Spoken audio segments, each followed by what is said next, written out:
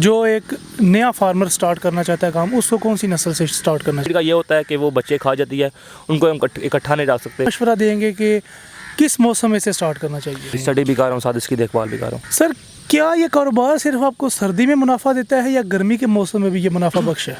ये ऐसी नस्ल है जो सी जल्दी पल जाती है। अस्सलाम वालेकुम नाजरीन, CTV न्यूज़ के साथ मैं हूं आपका मेज़बान मौसम मलिक। नाजरीन, आज हम मौजूद हैं फ़िश फार्म पे। जैसा कि आप जानते हैं कि हम सिर्फ बातें नहीं करते बल्कि प्रैक्टिकल भी करके दिखाते हैं। तो आज हम मौजूद हैं फ़िश फार्म पे और बात करेंगे हमारे कामयाब फ़िश फार्मर अहमद भाई से। अस्सलाम वालेकुम जी। वालेकुम अस्सलाम। सर, कौन सा इलाका है आपका? ये ईसा पटिया चितने के करीब। झेलम शहर से कितना दूर है ये? ये तकरीबन आधा घंटा लगता है खाते हुए झेलम शहर से यहाँ पे। सर, कितने रकबे पे मुहित है ये फार्म? जी ये 4 एकड़ पे मुहित एरिया है जी। तो सर, नस्ल कौन कौन सी रखी हुई है फ़िश की? इसमें 2 पार्टीशन बनाई हुई हैं। एक में एक तलापिया ब्रीड रखी हुई है और आधे में मोरी, गुलफाम, मल्ली ये वगैरह रखी हुई हैं। तो आप भी इस फ़िश फार्म पे होते हैं हर वक्त? हर वक्त तो नहीं होता क्योंकि मैं स्टडी भी करता हूँ साथ साथ, तो जो काम पे बंदे रखे हैं वो भी होते हैं। मैं बस आता हूँ, काम वगैरह देखता हूँ, तो उस लिहाज से फिर आता हूँ, फिर चला जाता हूँ। स्टडी भी कर रहे हैं और इसकी भी देखभाल कर रहे हैं? स्टडी भी कर रहा हूँ, साथ इसकी देखभाल भी कर रहा हूँ। कौन सी क्लास में पढ़ते हैं? मैं LLB कर रहा हूँ। तो सर, दोनों काम ज़्यादा मुश्किल नहीं हो जाते? जी नहीं, मैं सुबह के टाइम यूनिवर्सिटी होता हूँ, तो वापस पे जब आता हूँ तो देख के काम वगैरह देख के चला जाता हूँ। तो प्रॉपर टाइम यहाँ पर जिस दिन छुट्टी है उस दिन जाता हूँ, तो उस दिन काम वगैरह देखता हूँ क्या हिसाब है, किस तरह। सर, ज़मीन अपनी है या रेंट पे आपने लिया हुआ है? जी ये अपनी ज़मीन है, हमारी ज़ाती ज़मीन है। ये मेरे वालिद साहब की है। तो ये 10 साल हो गए हैं, 10 एक साल से हमने फार्म का काम शुरू किया। चावल लगाए हुए हैं, कणक लगाई हुई है। इस काम के लिए टोटल लेबर कितनी रखी हुई है? जी उनकी पूरी फैमिली है, उनको हमने रिहाइश वगैरह यहाँ पर दी हुई है, तो वो यहीं पर रहते हैं। वो हमारे बहुत पुराने बंदे हैं, तकरीबन 10-15 साल से वो यहीं पर काम कर रहे हैं, तो वो सारा कुछ संभाल लेते हैं। सर, एक तालाब को बनाने में कितना खर्चा आया? कम से कम 8 से 10 लाख खर्चा आता है एक तालाब को बनाने के लिए। जगह तो अगर आपकी अपनी हो तो खर्चा कम हो जाता है। आपने खुदाई करवानी होती है, उसके बाद पानी वगैरह के लिए आपको ट्यूबवेल लगवाना पड़ता है। कम से कम 8-10 लाख खर्चा कम से कम हो जाता है। तो सर, तालाब के अलावा भी कुछ कमरे वगैरह इसके लिए नीड होते हैं? जी इसके लिए कमरे की ज़रूरत नहीं होती। इसके लिए आप बस एक छोटा सा कमरा बना लें। उससे ये है कि उसमें जो मछली की फ़ीड है वो स्टोर कर सकते हैं आप। तो बाकी जिससे हम मछली निकालते हैं, जाल वगैरह, बाकी औजार वगैरह, वो आप उस कमरे में स्टोर कर सकते हैं। इसलिए बाकी रिहाइश के लिए तो लड़के आते हैं, काम के लिए फिर चले जाते हैं। सर, मुझे ये बताएं कि मोर्टेलिटी कितनी रही? जी ये डिपेंड करता है। अगर गर्मी ज़्यादा हो, सावन भादर का मौसम हो, तो उसमें क्योंकि तादाद ज़्यादा होती है मछली की, तो वो पानी में नीचे गर्माइश होती है, तो मछली ऊपर आ जाती है, जिसकी वजह से उनकी वो काफ़ी सारी ना डेथ हो जाती है। काफ़ी सारी लास्ट टाइम रिसेंट 2 साल पहले हुई थी इस तरह ही। लेकिन उसके बाद फिर हमने थोड़ी इसकी तादाद मछली कम कर दी बीच में से, तो उससे ये है कि उसके वो वाक़या दोबारा नहीं पेश आया। सर, इतने बड़े तालाब में से मछली पकड़ते कैसे हैं? जिसके लिए हमने जाल रखे हुए हैं, 1.5 इंच 2 इंच मोटा जाल होता है, उससे हम मछली पकड़ते हैं। ये मछली फार्मिंग है, ये भूखी नहीं होती और ये कंडे से नहीं आती।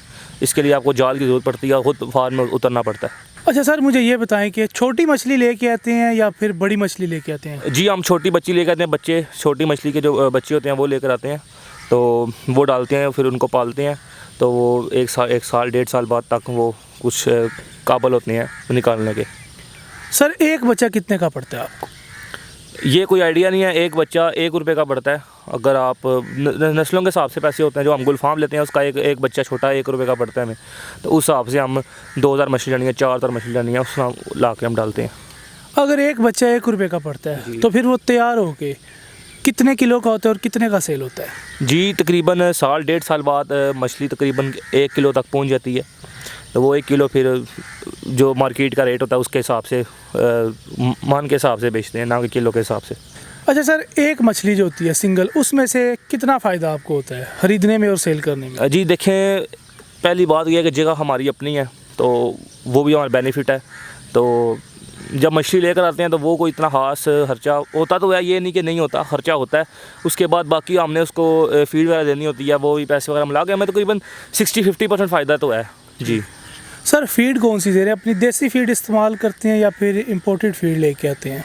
जी ये स्पेशल जहाँ से हम मछली ख़रीदते हैं नारोवाल से, वहीं से ही हम फीड भी इनकी लेकर आते हैं। फीड एक दाल में जाते हैं तकरीबन 1 साल की 1.5 साल की फीड इकट्ठी ले आते हैं।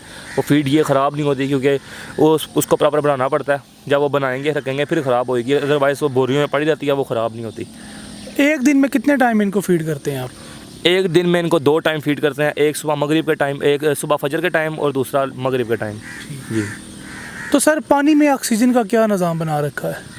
जी, इसके लिए निकासी का प्रॉपर सिस्टम, उसमें पानी आता है, पानी जाता है। इसको हम तकरीबन हर 2 दिन बाद चेंज करते हैं पानी को। सर तिलापिया एक जो है ना मछली की नस्ल है, क्या वो भी आपने रखी हुई है? जी, इसने हमने फार्म में 2 पार्टीशन बनाई हुई हैं, एक में तिलापिया ब्रीड है और एक में दूसरी सिंपल ब्रीड है। तिलापिया ब्रीड का ये होता है कि वो बच्चे खा जाती है, उनको हम इकट्ठा नहीं रख सकते और वो कंडे के बगैर होती है, और इसलिए उसकी ज़्यादा पार्टीशन बनाई हुई है, हमने रखी हुई है। अच्छा अहमद भाई, कुछ लोग कहते हैं कि जो है ना पानी में गोबर डाल दो, मछली बहुत शौक से खाती है, उस पर सब्ज़ झिल्ली पैदा हो जाती है, वो बहुत शौक से खाती है। आप किस बारे में क्या राय है? जी देखें, गोबर डालते हैं उससे एक तो फार्म गंदा होता है, वायरस फैलने का ख़तरा होता है, उससे मछली बीमार होती है, मर भी जाती है अक्सर औक़ात। लेकिन हम गोबर नहीं डालते। जो ऊपर दरख्त वाले लगे हैं जो आप देख सकते हैं, अगर कैमरे वाले में दिखाएं आपको, तो वो दरख्त के जो पत्ते गिरते रहते हैं उससे सब्ज़ जल्दी पैदा होती है, मछली वो बड़े शौक से खाती है। अच्छा सर, एक जो आम आदमी है उसका अगर फार्म हो, कितनी मछली रख के या कितने रकबे में मुहित फार्म हो तो वो अपनी ज़िंदगी आराम से गुजार सकता है? देखें, फार्म जो उनसे है तकरीबन आपका जितना बड़ा भी हो उसमें बंदा मेहनती होना चाहिए, पहली बात तो ये है। उसके बाद मछली डिपेंड करती है, मछली आपने कौन सी रखी हुई है। गुलफाम, मोरी, ये ऐसी नस्ल है जो उनसी जल्दी पल जाती है, जबकि दूसरी मछली होती है वो मर भी जाती है और मतलब लेट बड़ी होती है। तो ये इतना डिपेंड करता है मछली कौन सी रखी हुई है। सर क्या ये कारोबार सिर्फ आपको सर्दी में मुनाफा देता है या गर्मी के मौसम में भी ये मुनाफा बख्श है? देखें, ये कारोबार तो एक में इतना ख़ास नहीं है। इसमें सर्दियों में ये फ़ायदा था क्योंकि सर्दियों में लोग मछली खाते हैं। अब गर्मियों में ये मछली गर्म होती है तो लोग इतना ख़ास पसंद नहीं करते, सर्दियों में खाते हैं। तो ये ज़्यादातर कारोबार फ़ायदे सर्दियों में फ़ायदे में है। सालाना कितने रुपए कमा लेते हैं आप इससे? जी तकरीबन अगर डिपेंड किया है मछली कितनी सेल हो रही है आपकी, उस हिसाब से। अगर आपने 10 मन बेची है, 12 मन बेची है, 20 मन बेची है, तो उस हिसाब से आपको 5, 6, 7, 8 लाख का फ़ायदा हो सकता है। सिर्फ सर्दियों में 6, 7, 8 लाख का फ़ायदा? जी सर्दियों में आप, क्योंकि मछली काफ़ी सारी है। अगर आपके कस्टमर्स हों जो मछली वाले या लोकल बंदे होते हैं जो सेल करते हैं शहर में, मार्केट में, उस हिसाब से अगर आप रेट अच्छा आपको मिलता है तो आप उस हिसाब से सेल करें तो प्रॉफिटेबल है। सर आपने सुना होगा ब्रॉयलर में जो वायरस फैल जाती है, क्या इस मछली में भी कोई वायरस फैल जाती है? इसको भी कोई वैक्सीन वगैरह लगवाते हैं? जी देखा जाए तो मछली में कोई इतना ख़ास क्या नाम है वायरस का इतना कोई अमल दखल नहीं होता, लेकिन इसमें अक्सर एक बीमारी आ जाती है। लेकिन उसका ये है कि उसको हम प्रॉपर फीड देते हैं तो वो बिल्कुल तंदुरुस्त रहती है और खाने काबिल होती है। सर अगर कोई हमारा पाकिस्तानी भाई फार्मिंग का काम शुरू करना चाहता है तो क्या मशवरा देंगे कि किस मौसम में से स्टार्ट करना चाहिए? जी फार्मिंग स्टार्ट करने का सबसे अच्छा मंथ तो गर्मियों में आप स्टार्ट कर दें, मछली डालें, और जब तक सर्दियाँ आती हैं तकरीबन 5, 6, 7, 8 महीने का टाइम होता है, तो उसमें यह है कि उतने में आपको एक्सपीरियंस हो जाएगा कि मछली कितनी बढ़ रही है, क्या हिसाब किताब है। क्योंकि इसमें पहले आपको मार खानी पड़ती है, उसके बाद जाके आपको प्रॉपर आपको वर्क मिलता है, आपको प्रॉपर रिज़ल्ट मिलता है कि मछली का क्या हिसाब है। तो ये ज़्यादा तजर्बे वाला काम है। अच्छा मुझे ये बताएं, सबसे अच्छी नस्ल कौन सी है? जो एक नया फार्मर स्टार्ट करना चाहता है काम, उसको कौन सी नस्ल से स्टार्ट करना चाहिए? देखें, मछली तो हर किस्म की अच्छी है, ठीक है, सबका अपना अपना टेस्ट होता है। लेकिन जो पाकिस्तान के हमारे लोग हैं, जो शहरी लोग हैं, वो खाना पसंद करते हैं। वो कहते हैं कि विदाउट कंडे की मछली हो, वो तिलापिया ब्रीड है, ठीक है। उसके बाद एक इसे कहते हैं हम मोरी, गुलफाम लोग ज़्यादा पसंद करते हैं। तो जो से भी आप स्टार्ट करेंगे आपको प्रॉफिट होगा, फ़ायदा होगा। सर आप माशाल्लाह एक कामयाब फार्मर हैं, तो फ्यूचर में क्या प्लान है? क्या आप इसको वाइंड अप कर देंगे या फिर इसको आप और ज़्यादा बढ़ाएंगे कारोबार को? जी देखें, पहले से स्टार्टिंग से हमने बहुत कम स्टार्ट किया था, उसको हम आस्ता आस्ता बढ़ाया ही है। तो फ्यूचर में भी इंशाल्लाह हम इस काम को बढ़ाएंगे ही, इसको छोटा नहीं करेंगे। साथ हमारी और जगह भी है, उसको भी हम इसमें फार्म में तब्दील करेंगे। तो ये आस्ता आस्ता होगा, एकदम नहीं होता, थोड़ी इन्वेस्टमेंट होएगी, अबू वगैरह करेंगे तो इंशाल्लाह फिर साथ साथ चलता रहेगा। अच्छा सर, क्या ये आपका अपना शौक़ है या फिर किसी से मुतासिर होकर शुरू किया है? जी ये सबसे पहले तो मेरे अब्बू का शौक़ है। अब ये नहीं मुझे पता कि मेरे अब्बू मुतासिर हुए थे, लेकिन मेरे अब्बू ने यहाँ पर फार्म बनाया, उसके बाद इन्होंने मुझे भी दिखाया तो मैं भी मुतासर हुआ। तो अब हमें भी दिलचस्पी है, अब उन्होंने काफ़ी टाइम काम किया, अब हमारा काम करना बनता है।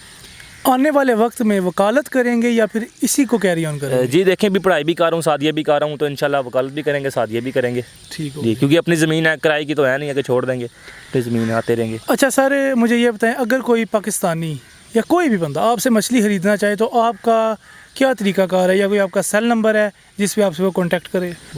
ये देखें, मेरा कॉन्टैक्ट नंबर है 031059954110। इस पर आप मेरे से कॉन्टैक्ट कर सकते हैं अगर ख़रीदनी हो तो इंशाल्लाह आपसे खसूसी तावन करेंगे।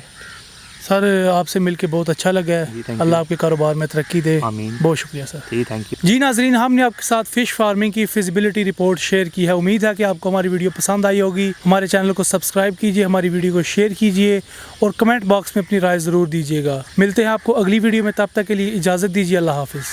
मज़ीद ऐसी मालूमाती वीडियोस के लिए हमारे चैनल को लाइक करें, सब्सक्राइब करें, शेयर करें और बेल आइकॉन को लाजमी प्रेस करें।